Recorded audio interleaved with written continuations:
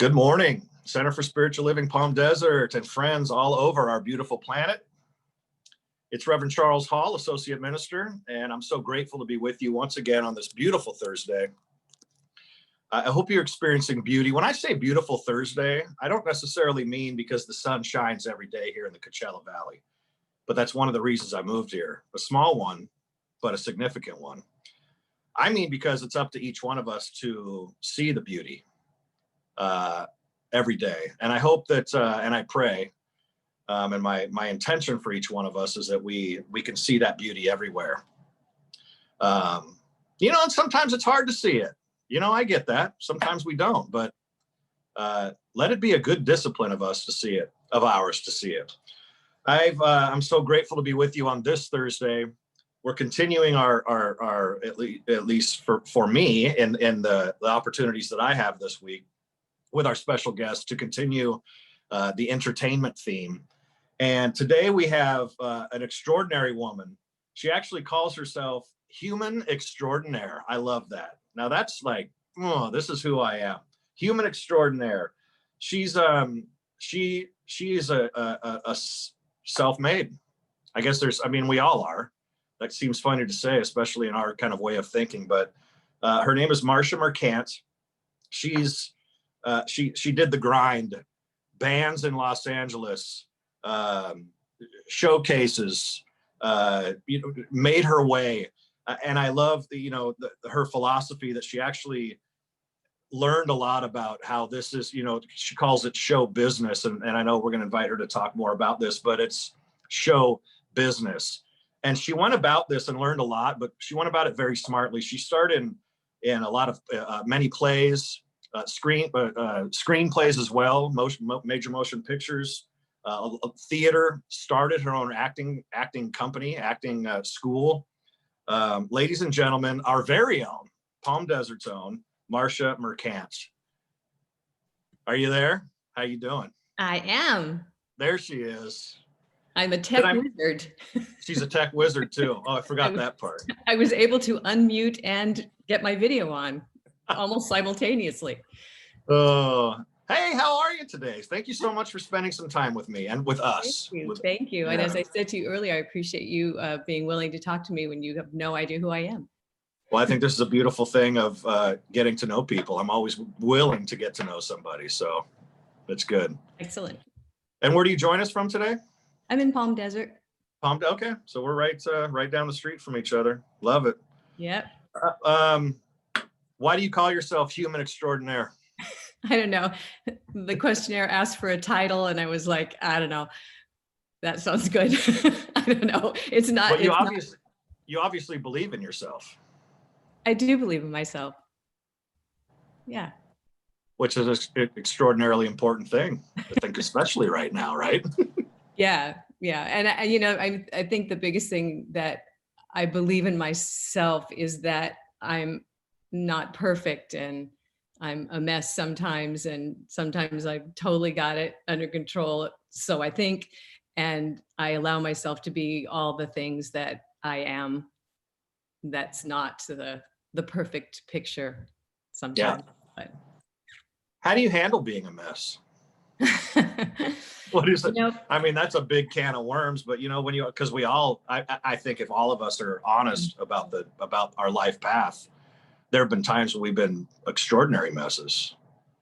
How have you walked through that?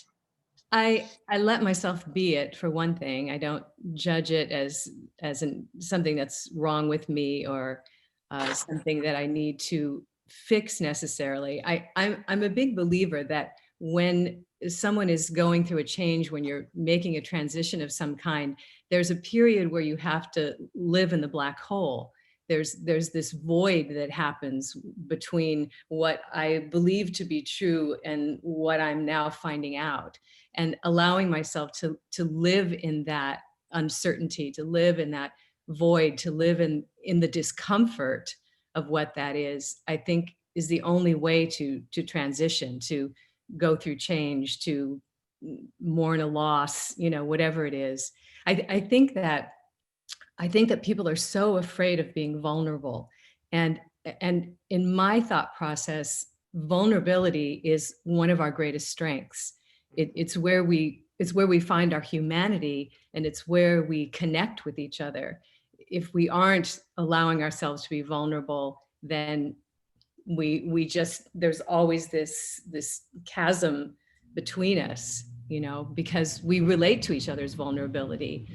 And to me, that's one of the strongest positions that we can have, is to allow ourselves to be that and not be afraid of it. Love that. So you've accomplished a lot of things from humble beginnings, from what I've garnered. Speaking of vulnerability, yes, I was a poor child selling apples on the street corners of. Well, but you made the grind and had a very successful career in various manifestations of that. But speaking of vulnerability, let's go back to the kind of the early years of the start of your career in Los Angeles. How vulnerable were you when you came out here? What was your experience of that? Considering even right now, there are people that want to start something, or that want to take a risk and become something they haven't been. Take us back to the early part of your career, though, and talk about a little bit what you learned and the resiliency that you lived with. Excuse me. Well, I was raised in Northern California in Los Gatos.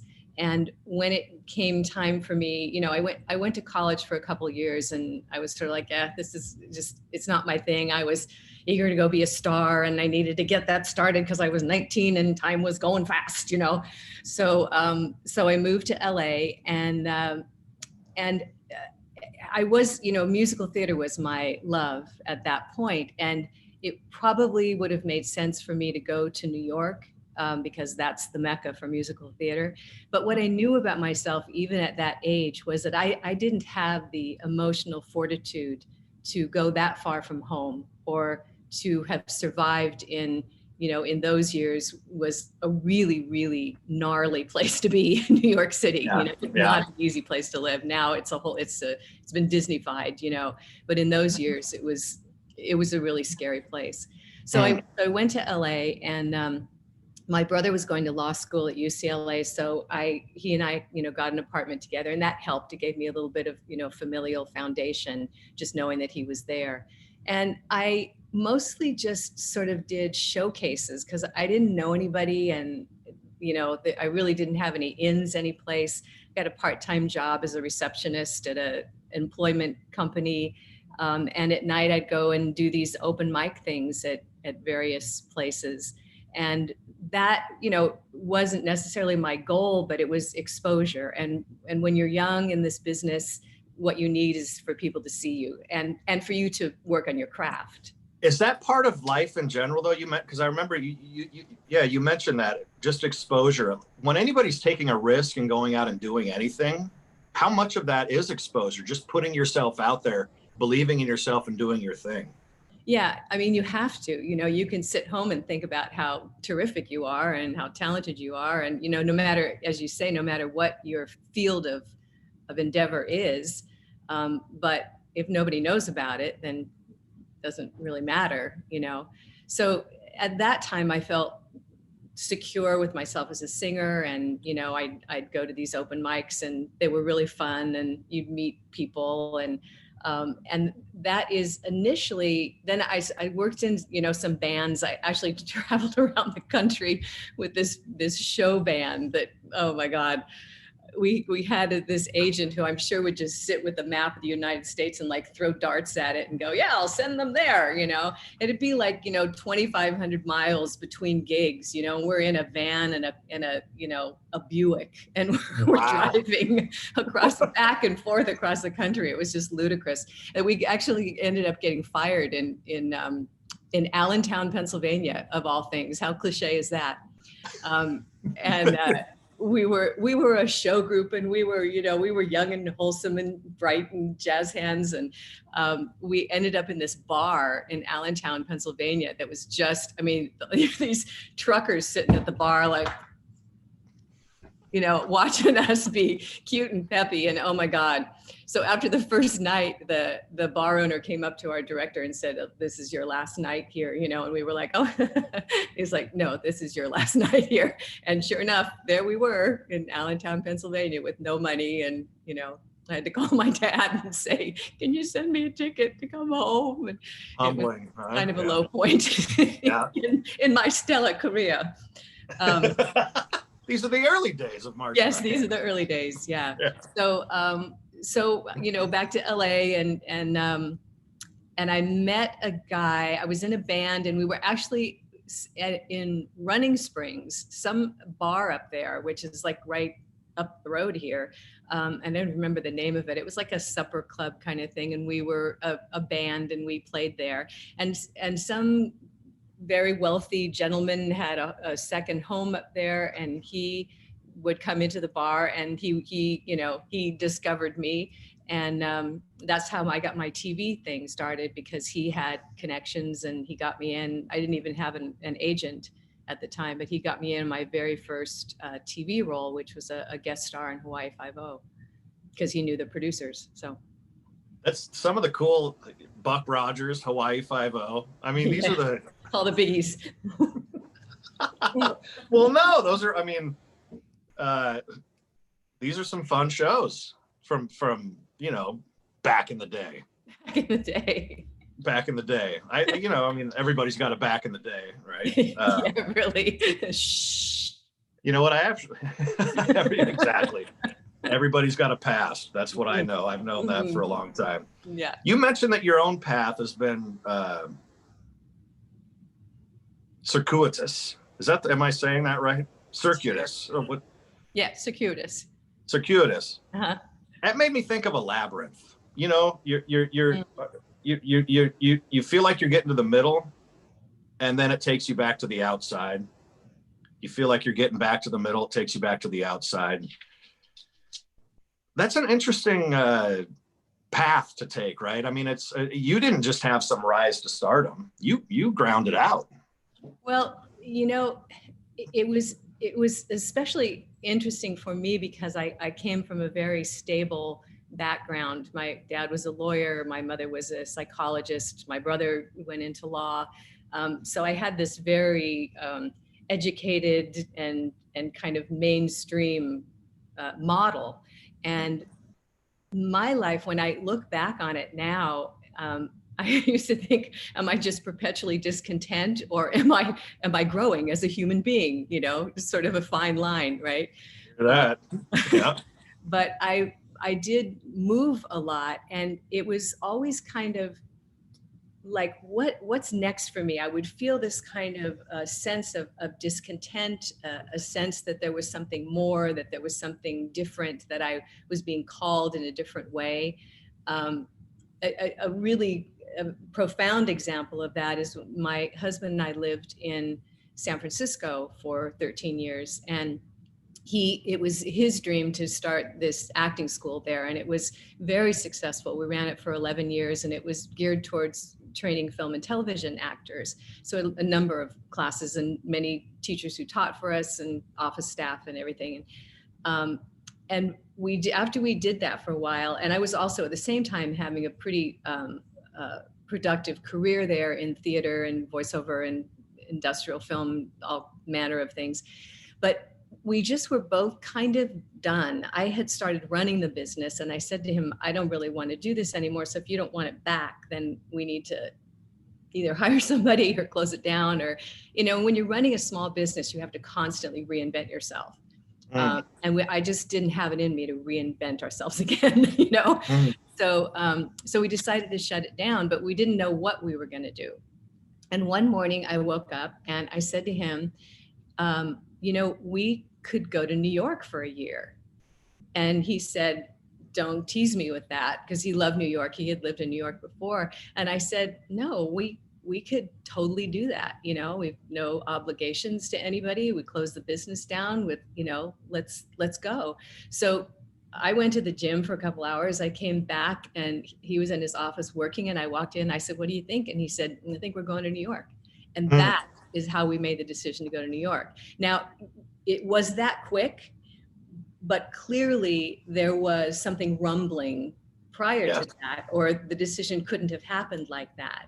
But my intuition said to me, there's something different that I need now. I need to not be the teacher, I need to be the student. I need to challenge myself both personally and professionally. And what better place to do that than New York City, I'll tell you. Yeah. It's a really good place to do that. Which is where you thought about being initially, right? Right. And I finally felt I finally felt at that, a much riper age than I had originally been, that I was ready to take it on. I was excited about what the possibilities were. Yeah. And also, having him, he's my partner in all things, and that support, there's nothing quite like having that in your life to inspire you to be better, to grow, to move in different directions. Love it. So when did Disney World come into play? That was... And what did you do there? I was not Pluto or Minnie. Okay.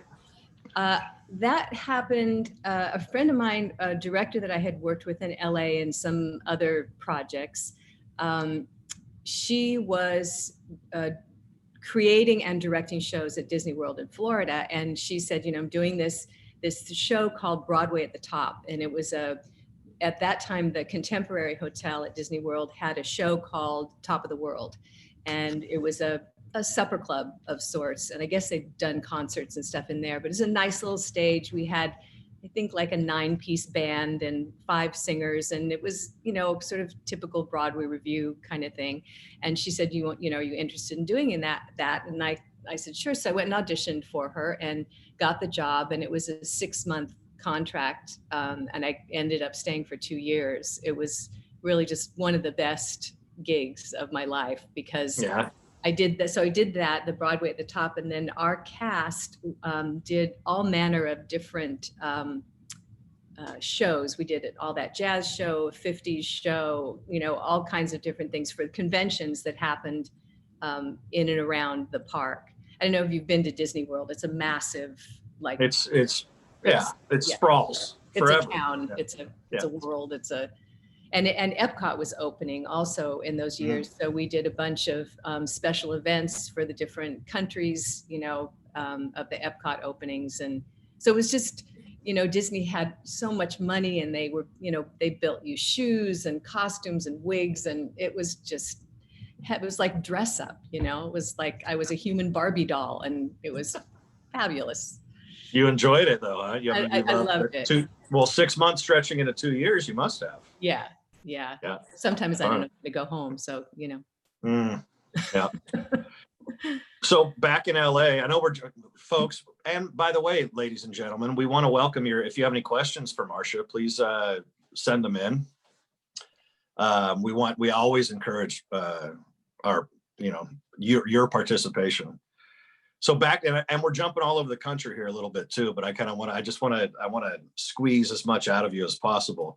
So back in LA with the second national company, you were in Cats as Jenny and Dots, the Gumby cat. You're also in Les Miserables. Did I say that right? Les Mis is the easiest. Yeah, just go with that. I know. I took 3 years of French in high school. I think I've lost it. It's serving you well, Charles. Thank you. How was that? What do you pull from being? So you had pretty good runs on both of those, is that right? Yeah. Both those shows. What's that experience of?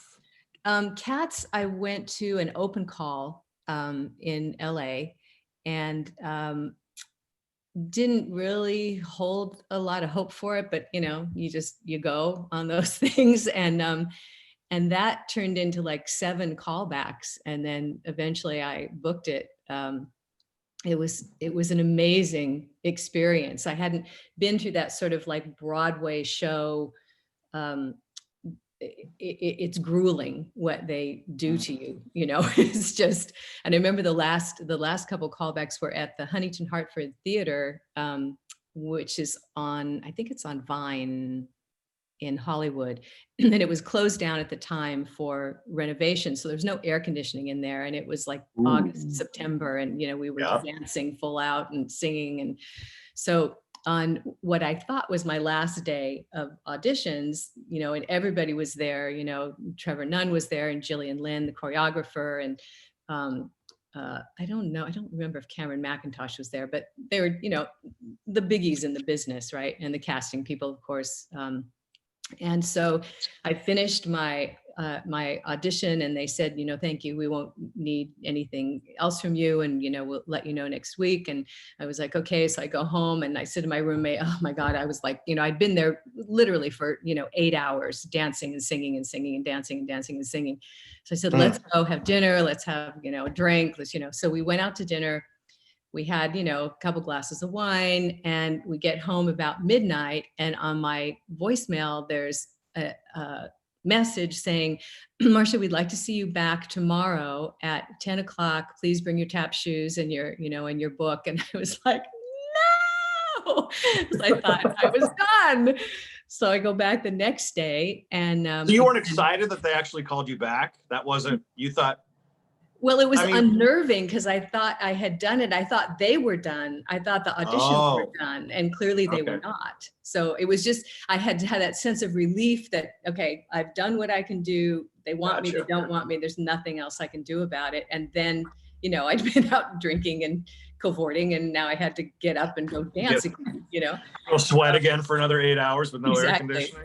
Which is what we did. And then at the end of that day, we finished, and I was on the stage, and they were out in the house, and the cast director said, you know, thank you so much. We will let you know by Friday. This was on a Sunday. And I was walking off the stage, and I turned around to them and I said, I could be dead by Friday.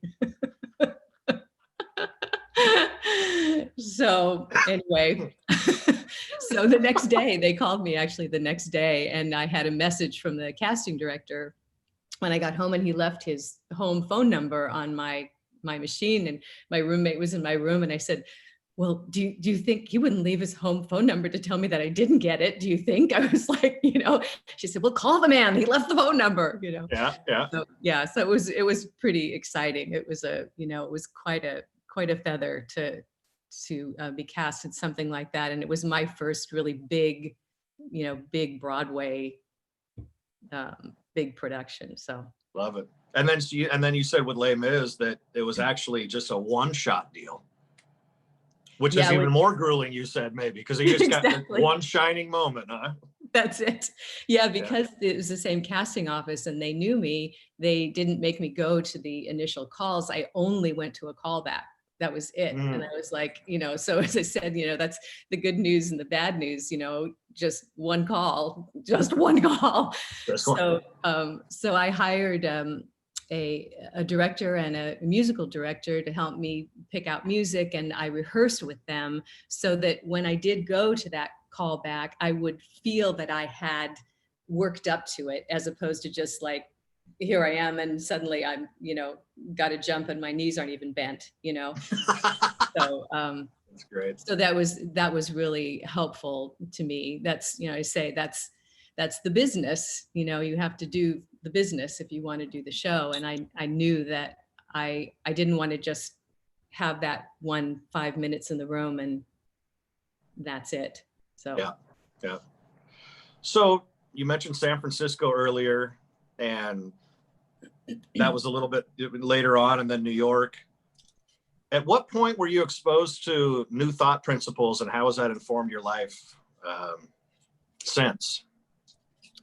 Well, in my 20s, I had a practice husband, and is that what they're called? That's what I called him. Someone calls it a working out the kinks, you know, working out the kinks. And the end of that marriage was devastating to me because I was so young, and I hadn't yet learned that.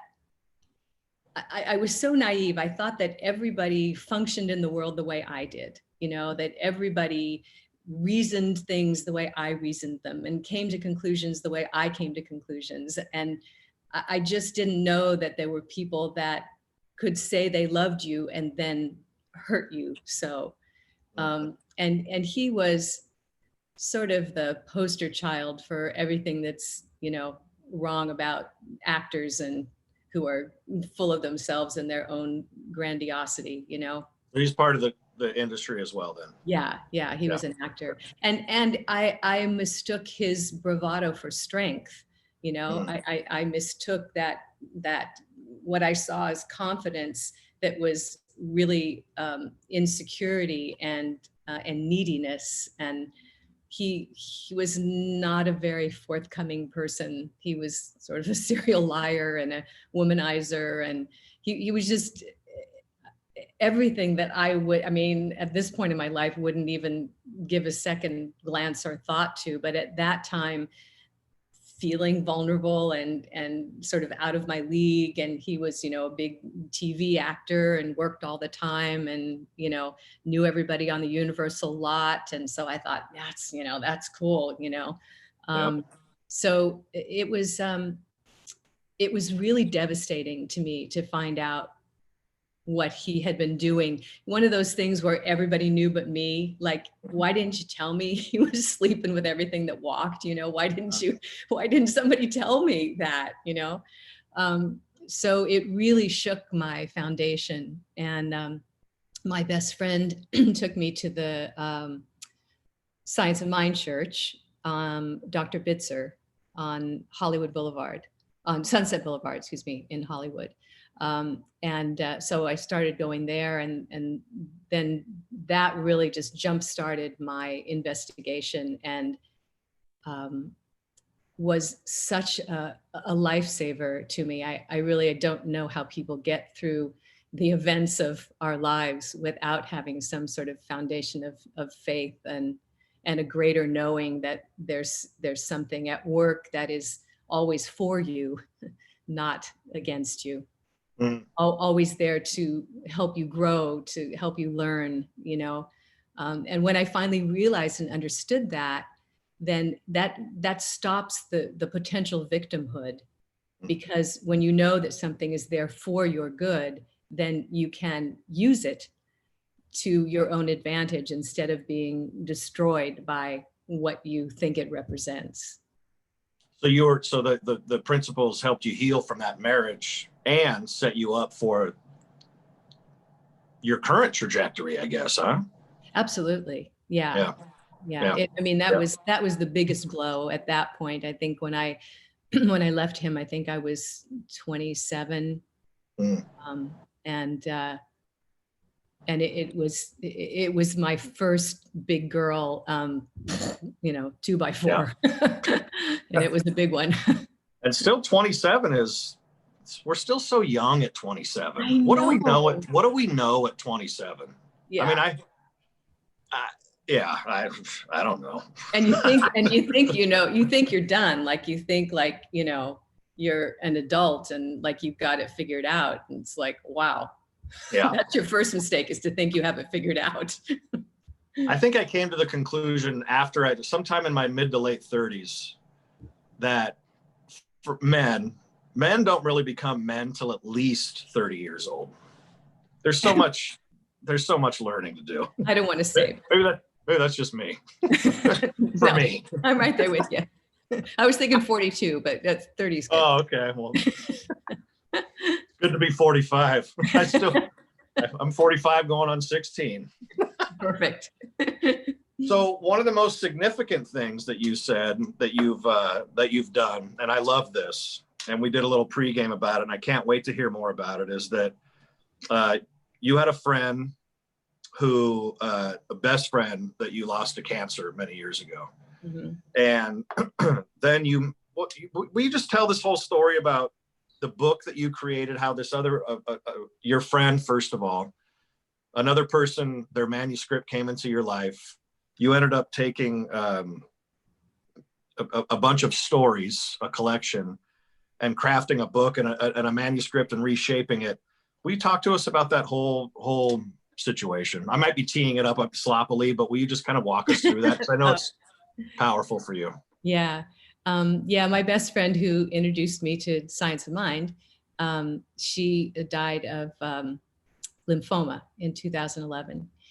And she was she'd been my best friend for 45 years. And, it turns out actually that her uncle and my father used to study. They both went to Santa Clara Law School and they used to study together. So we had this connection that went back, I'm sure, many lives, but at least, in this lifetime, things that we're absolutely sure of. So she's a really, really important cog in my life. We were kind of like two peas in a pod. And her loss was, it's still devastating to me. But I was so undone by it. I had to I stopped performing. I couldn't audition. My back went out. It's like all kinds, my mind, body, spirit, so connected. And my body just kind of fell apart while I grieved her loss. And it happened that this opportunity came to me. I had started writing I didn't know where to put this grief. It was just so profound. And I didn't want to be like bothering my friends with it or my husband, or it was like, I need to deal with this somehow. So I just started writing my feelings, my thoughts, just whatever came to my mind. And so that was really helping me to heal. And then a friend of mine who I did not put this book together. So my friend Marianne Halpin put together a book called Fearless Women, Visions of a New World. And the book itself was a series of stories, 50 different women telling their stories of things that they had done in the world, the way they had overcome, obstacles and what they were doing in the world. And she called me one day. She had lost one of her editors and she was like, I don't know what I'm going to do, blah, blah, blah. And I'm, sort of trying to talk her off the cliff, when she was, feeling a lot of anxiety around it. And I hear this voice in my head say, well, tell her that you can edit it, and this other voice going, you're not a writer. What are you talking about? You're going to edit. What are you going to edit? It was just like this conversation was going on. And finally I just said, well, I can edit it for you. And she was like, oh my God, would you? And I was like, I don't know, can I? So, do you feel like excuse me, Marsha, do you feel like your friend, who's now your ancestor, who's now one of the spirits in our lives, do you feel like there was that she was dancing on your heart through the midst of this process? Without question. Yeah. I have no doubt whatsoever. That she encouraged you to be part of this, to actually find a place for your grief and things like that? Yeah. Yeah, absolutely. Because the process of helping these awesome women tell their stories in these 400-word essays, which is not very, very much.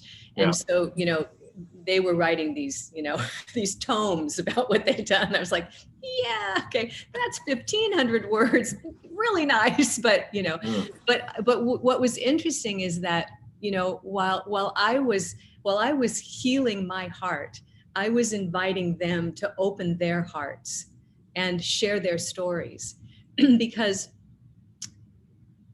their tendency was to just say the facts. I did this and then I did that and I did this and then I did that. And my thing was, you're not going to invite your reader in with that kind of litany of things. You need to open your heart. Like we were talking about vulnerability being, your greatest strength, because it's where we come together. It's where we can identify each other's humanity. So my job in that process, I felt, along with the editing, was inviting them to open up their hearts so that the reader would get who they were. So while I healed my heart, I helped them open their hearts. And it was unbelievable gift to me in my grieving process to be able to do that. I absolutely loved it. It was such an honor to work with these women to do this, and what we would come out with, when we hit it, when we got that exact right 400 words and the celebration, it was just amazing. So it was a really, really great thing. How long did that process take, Marsha? It was several months. I don't remember exactly. It, interestingly, 6 months after my friend died, John and I were living in New Jersey at the time. We were driving home from the gym, and I was just starting to kind of feel like I was coming back a little bit. I was just starting to work on this writing project, and I was like, I think I can, get back out there again. We're coming home, quiet little, 25-mile-an-hour road, just a half a mile from our house. A woman comes out of nowhere, runs a stop sign, hits our car, and flips us over and around. Wow. So Wow. that was like, and again, Hello. I felt like Melinda was there, taking care of me. And at the same time, the violence of that was so profound. And, we did eventually walk away from it. But, the ambulance came, we were in the stretchers with the thing and and they took us to the emergency room, and John was in another room from me, and we were there for, 4 or 5 hours, and I didn't know what was happening with him. He didn't know what was happening with me. It was insane. But it was another one of those things where life says, whoop, hold on. Because at that time we were talking about maybe moving back to the city. We wanted to shake up our lives a little bit. We didn't know. And that just like knocked the stuffing out of us. Well, it's a shocker. I mean, That's seriously. Yeah.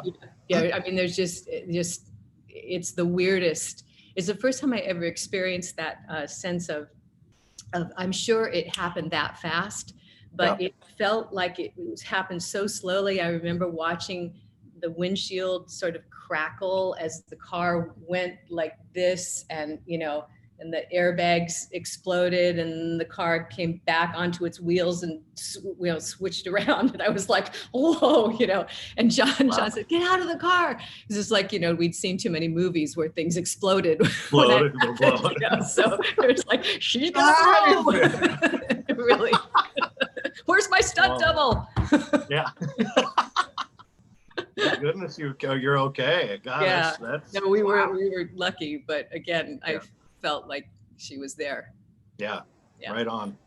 You'd mentioned too earlier before we came on air that and maybe you spoke to this a little bit, but there was an ideological thing, I guess, that you felt like people were overriding a little bit, or trying too hard to tell their story, or that the story's not significant enough.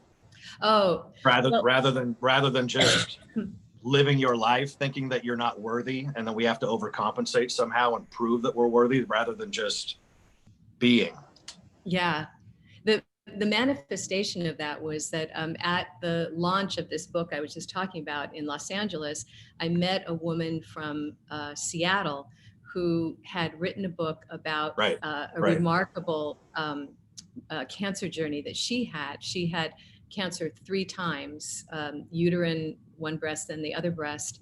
And she had written a manuscript that she'd had for like 20 years, because she had healed herself. She'd had surgeries, but she had healed herself completely holistically. She had not done any chemo or radiation or any of those things, in spite of the fact that doctors said, you have a year to live. She just felt she couldn't do it. So she went on this remarkable journey, you can imagine. She worked with a doctor in New York, Dr. Gonzalez, who's no longer with us, but he has a very controversial approach to cancer treatment, and she, got into his program. Very, really difficult, huge commitment to do what she did. And, her spiritual healing, or her whole mind, body, spirit thing. It's a remarkable story. She said to me, I have this manuscript, and she knew I had worked as editor on this other book, and she wanted to know if I would look at it. So I said, sure, send it to me, because now I'm a writer, right? And I'm like, really? But she sent it to me, and I looked at it, and really in the first 2 pages, I saw exactly what the problem was that she did not trust that her story was significant enough. And so she was overtelling it. So she was like, just banging you over the head with it, instead of just saying, here is what it is. Here's what happened to me, And so I called her, and I rewrote like the first 6 pages. I emailed it to her, and I said, here's my approach, here's what I would do. And so then I called her, and she literally started to cry on the phone. She said, this is what I have been looking for 20 years. I just, it's yes, yes, yes, please, let's work together. Let's go forward. Let's do it. So I did. And again, in that process, felt, my friend there. I was like, I'm going to tell somebody's cancer story, and somebody who overcame it, somebody who won, who got through it. Because now we're like 30 years down the road, and she is still cancer free, which is remarkable. Lovely. So it was a great experience for me, and she's now a dear friend. But to be able to tell her story was such an honor. And I turned things, I created dialogues and made it very active. So we got an agent right away. We got a publisher in New York City and published the book. It's been 4 or 5 years, I guess now. Is that part of, I'm sure it's different for each individual. For you, is part of being an entertainer, is part of the healing being able to tell a story, whether it's yours or somebody else's? There's healing in storytelling, yes? I mean, I know there is when I hear stories. How does that feed into you being an entertainer, whatever your work is? Whatever the platform is or the medium. Yeah, I think, it's interesting because I kind of retired from performing. After my friend died, like things just happened. I don't know. It was like I started to just kind of feel like a trained seal. For me, I just felt like it was too much. Like, look at me, look what I'm doing. Look at me, look what I'm doing. And that's not at all what I think is true about performers. But that's how I started to feel, and I didn't want that attention anymore in that way. And writing gave me the creative outlet. And at the same time, what I learned as I started writing is that so many of the tenets, I believe, of being a good writer are the same of being a good actor. Less is more, tell the truth, use yourself, all those things, a beginning, middle, and an end, all those things, create a conflict and, solve it. I mean, all of those things that we do in acting have been true in the writing that I've done too. I've written, one full-length play and several short plays.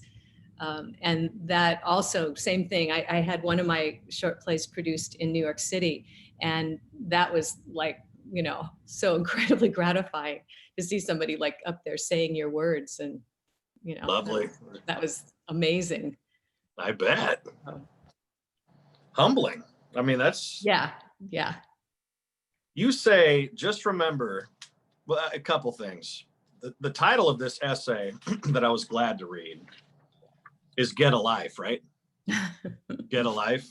Yeah. And your last statement in this essay that you wrote, just remember that while you're out there trying to build a career, that you don't forget to have a life. What does that mean? Well, I can only speak from my experience as an actor. It's so all-consuming, and it's such a difficult business to be successful in. And you absolutely get consumed with it. So you don't want to go on vacation. You don't want to say no to something that you really don't want to do, but maybe nobody will ever ask you again. And so you probably should do it anyway. So you get consumed with it. And a lot of times, it's kind of a joke, but you'll say to an actor, how you doing? It's like, oh, last week I was on this shoot for such and such, and I've got a big audition coming up. It's like, yeah, but how are you doing? Yeah. Not like, don't give me your resume. Like, tell me how you're doing. And because Marsha, I also interpret this not just for an actor, but for anybody, whatever their career is, right? Make sure you have a life as well. Yeah. It's easy to get sidetracked and, You think you're doing the right thing because you're focusing on your career, right? You know, Yeah, I want to get yeah. ahead. I want to be successful. But you know, I just, when I divorced my first husband, I remember thinking to myself, this is going to be so good for my acting. All this pain, all this angst, all this torture is, you know. You can unleash the beast at some point, right? Exactly. I mean, really, how pathetic is that? How did it work out? Were you able to access those emotions? Oh, yeah. Yeah. You had some great years right there. Love it. Because, you know, really, I mean, that is, you know, the life that you live feeds whatever your vocation is, right? I mean, it should, that's the way it should be, because you are always the instrument of your life, the instrument of your work. And if you don't have a life, if you don't have life experience, then what do you bring to the table? You know, Yeah. what can you possibly bring? So do you really have a little Harry Potter studio that you do voiceover work in? You know, Is it like, I had the image. I mean, it's a tiny little room. It's underneath the staircase.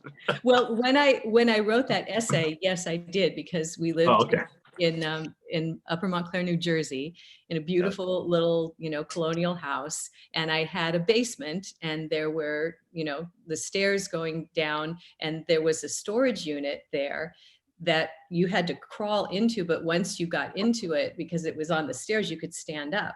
So I had a contractor come in and, you know, knock out the little door and put in a human-sized door. And that's where I, you know, I put all my acoustical foam and everything and created a studio there. That's fun. Yeah. And here I have a closet in the hallway where I do my work. Yeah. And Does a smaller room though make it easier to get the sound?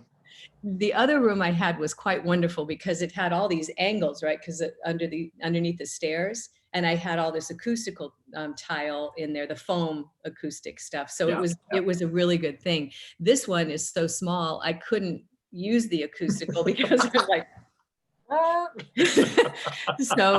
so I've got moving blankets hanging everywhere, and I've got some of the acoustical foam up on top, and then a little table and my mic and my, you know, all my stuff in there. So yeah, it's close. Love it.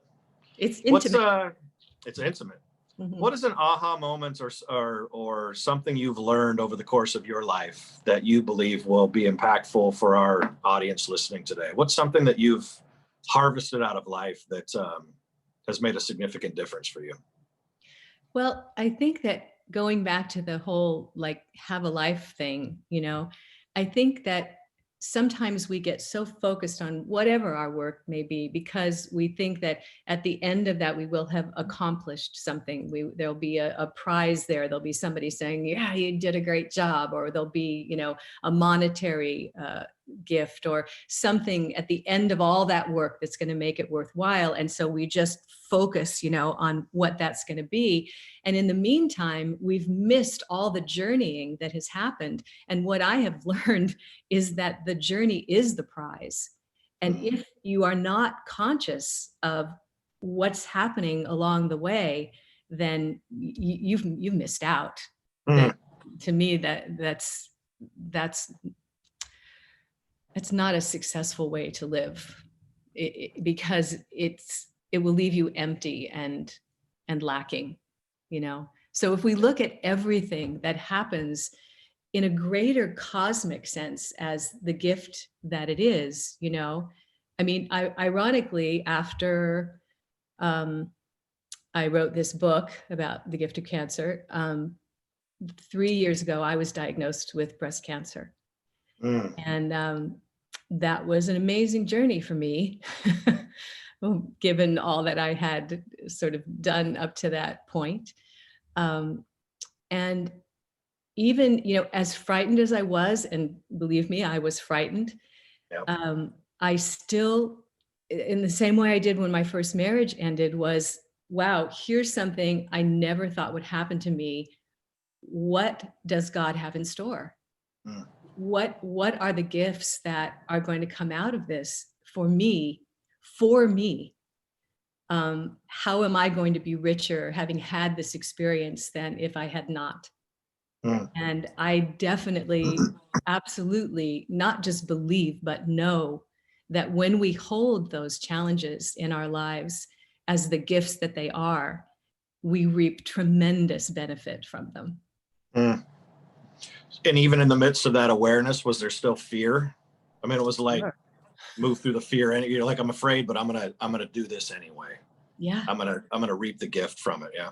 Yeah. I mean, absolutely. You have to acknowledge that there's fear. It's not like I went, oh, great, breast cancer, this is going to be fun. You know, yeah. I mean, it's scary as hell, Yeah. Yeah. but wow, I had such a remarkable team of people, and, my husband, who's like just a god to me in so many ways. Um, it was, it was a remarkable experience. Would I have chosen it consciously? Yeah. I don't think so, Yeah.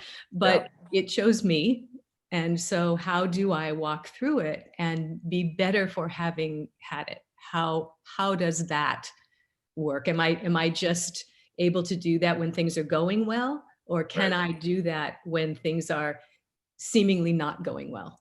Can I still hold to the principles of what I believe when I'm frightened and unsure about what's going to happen next?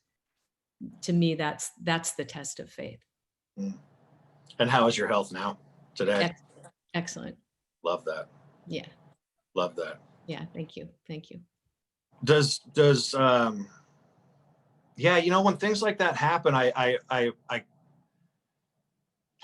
do my best to encourage people to, to sit in an assessment position or a judgment position of why that's happening to somebody else. We never know. But as you're mentioning, the gift is, and even with your friend passing, while no one could ever know the experience of her unless she shares it with you, or you walking through her with that happened in her life for some purpose that it's up to her to discover. Right. In the same way that your experience with it is up for you to discover. And God willing, and it sounds like in both cases, there were just angels surrounding each one of you to just usher her into the next dimension, whatever that might be, and usher you into today. Yeah. What a Absolutely. gift, right? The blessing of community as well. Yes. And when I get really frightened and small and unsure, it really helps me to realize that there's something so much bigger that I can't see or know, or even in my conscious mind understand. This little journey that I'm having as Marsha Mercant in this lifetime, however long it lasts, it's just a small part of the cosmic idea. So when I get like, oh my God, what's going to happen with this and what's going to happen with that? No, there's something so much bigger. And if I have faith, if I do trust that what's happening is for the evolution of myself and humanity and the world and whatever, which I'm really clinging on to right now, then I have to know that. I have to expand my belief system to encompass the things that I can't consciously see or touch or experience. Right on. It's Marsha Mercant, ladies and gentlemen. Isn't she lovely? Isn't she? We're getting to the top of the hour. Wow. See, it happened. Yeah. I'm just so darn interesting. That's what happens. You're so darn interesting. So darn interesting. It's my cross to bear. That's what oh, poor you. Oh my goodness. She suffers, ladies and gentlemen. She suffers. It's hard. I'm going to do a couple of announcements. Any final thoughts you want to share with our community? Anything? Oh, hold on. We've got a question. Uh-oh. Was it difficult to maintain relationship slash marriage while doing theater? Is it difficult?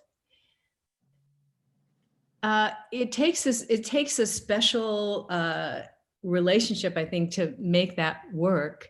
My husband now of almost 30 years was also an actor, very prolific actor, and he did mostly he did stage early on, but he did mostly TV and film, and I did a lot of stage when we were living in San Francisco, and in LA we were together when I was doing Les Mis. It's a special schedule, and I have to say that it was important for me to have a relationship. Had I not married, had I not wanted that aspect in my life, might have gone on to do other things career-wise. I think that there is compromise there. Is it difficult? As difficult as you want to make it, I suppose. If you both understand what you're getting into, if you're both in theater, then that's great. You're both, doing 8 shows a week. That's the killer, is the 8 shows a week thing. Because you really do not have a life, Well, I would imagine too, it's like to make sure that you got to be on the same page, right? Yeah. I mean, you have to understand each other and what your commitments are and what your goals are, and this communication and all those other things. Yeah. Right. And I didn't really want to go on the road for to do shows like Bus and Trucks and stuff like that. Just didn't interest me. I really, because having a relationship was, probably I would say more important than my career. Hey, you're not a Bus and Trucks girl. You're a Vans and Buicks girl. That's what I'm getting out of this. Is that right? Ooh, baby. That's right. Isn't that? Someone else wants to know, what's the name of your friend's book? The book that you helped put out there. It's called The Gift of Cancer. The Gift of Cancer. Okay. And you can get on Amazon. It's her name is Brenda Michaels and Marsha Mercant. You can find it looking mine up. I have a couple of books on tape that I recorded too. So if you Google me on Amazon, you'll see. Cool. Those things. Okay.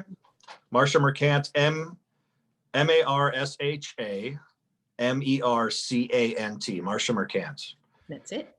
It's been a lovely hour. Thank you so much. I'm so grateful for you taking time and sharing your insights and your journey. Who doesn't love a great story? And also how those stories can inspire us, and how, we're in the spiritual principle game, how spiritual principle has also sustained your life and what you've learned, and how do you apply that now? And you're a success. And I think all of us, there's something within us, however we define it. From everything I gather from you, you would define your life as a success from a career standpoint, a relationship standpoint. And again, the goalpost is different for everybody. It's in a different location for all of us. But thank you for being willing to share your success, your enthusiasm, your love, and being so generous with us. Thank you, Charles. I feel my greatest success is that I live with a grateful heart. Enough said. That's enough said. That's the end of the show, folks. And scene. Breaks. Couple announcements. Then I'm going to say goodbye to you one more time. Okay. Tomorrow it's Life on Love with me at 10 o'clock. Who knows what we're going to do? We're going to experience life on love, have some fun, talk about things, and hopefully it's another hour of benefit to your life. Saturday, a meditation coming your way at 10 o'clock, and then Sunday, another service entitled Let Go of Your BS and Create New Thought. I think you're going to enjoy it. I hope I don't get too many spankings for it. Anyway, it's a good week. And then next week we roll right into some more wonderful stuff. Dr. Joe will be back the middle of the month. It's October 1st, gang. Can anybody, what? It's October 1st. It's crazy. Coming up on my daughter's favorite Halloween, or favorite, Halloween is her favorite what? What's it called? Holiday. Thank you very much. My daughter's favorite holiday, Halloween. So anyway, it's good. Marsha Mercant, you're an angel. Thank you so much. What a great day. Have an extraordinary day. Look forward to seeing you again at some point soon. And much love to you and your husband and your family, and to everybody. Thank you so much. Thank you, Charles. Okay. Peace and love, everybody. Make it the best day ever. See you soon.